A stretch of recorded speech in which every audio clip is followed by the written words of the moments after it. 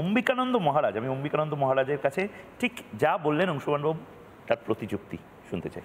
প্রথমে বলি, এটা গুলিয়ে ফেলার একটা গল্প বহুদিন ধরেই আছে আমাদের।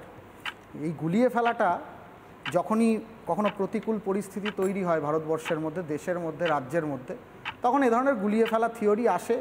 ওই ডিমের কুসুম, দুটি কুসুম ইত্যাদি ইত্যাদি আসে।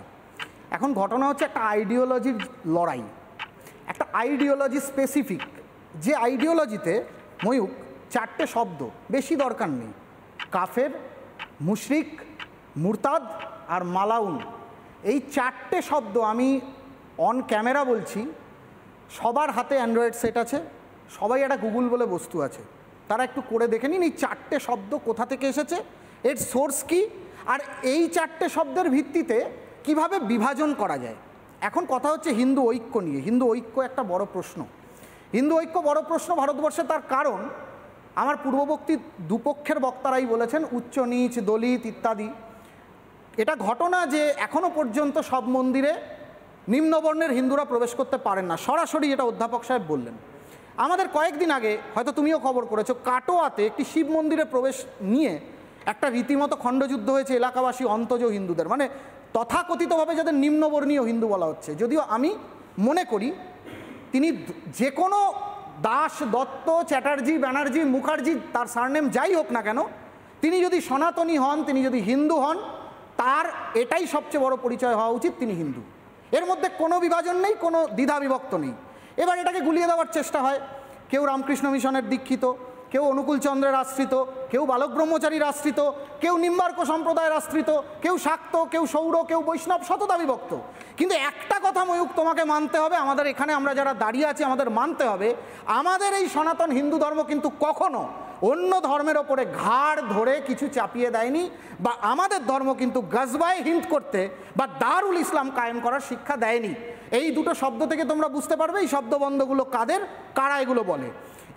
এবার বলি, আজকের যে পরিস্থিতিতে আজকে এখানে শো হচ্ছে, আমার কাছে বিতান অধিকারী, স্বর্গীয় ভাই বিতান অধিকারী বা সমীরবাবু বেহালার বাসিন্দা, যিনি স্বর্গলাভ করেছেন জঙ্গিদের আক্রমণে, তার সাথে মুর্শিদাবাদের ওই পিতা পুত্র যারা কমিউনিস্ট পার্টি করতেন, হরগোবিন্দ দাস বা চন্দন দাস, এদের মধ্যে কোনো পার্থক্য নেই।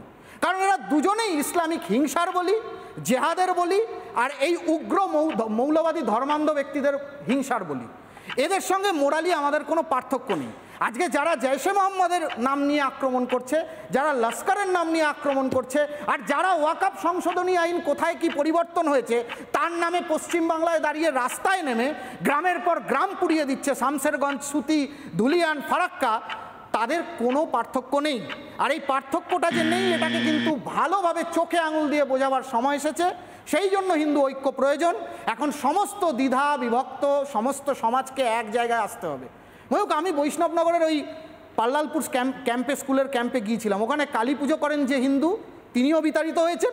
ওখানে যার গলায় কণ্ঠিমালা আছে, যিনি হরে কৃষ্ণ জয় রাধে বলছেন, তিনিও বিতাড়িত হয়েছেন।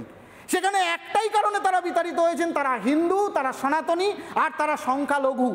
আমরা সংখ্যালঘুদের উন্নয়নের কথা বলি না, সংখ্যালঘুদের কথা বলি না।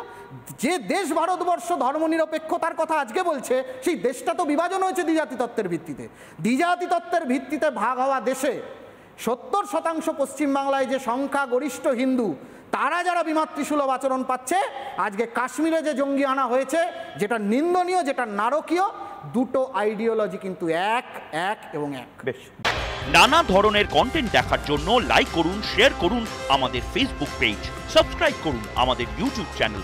পাশাপাশি অন্যান্য ব্রেকিং নিউজের জন্য অবশ্যই চোখ রাখুন রিপাবলিক বাংলায়।